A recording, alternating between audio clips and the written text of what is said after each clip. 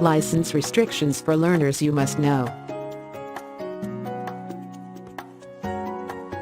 The blood alcohol level must be 0 while driving a vehicle.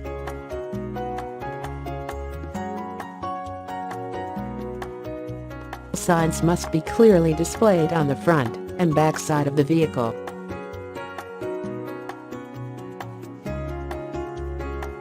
Learners should be properly restrained by the seat belts.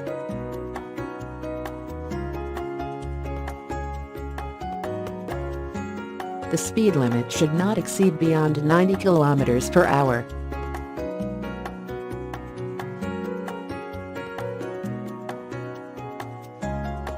A person with the Australian full license must sit next to you.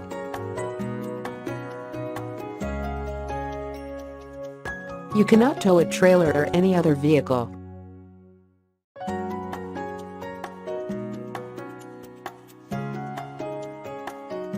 You cannot use a mobile phone or electronic device while driving.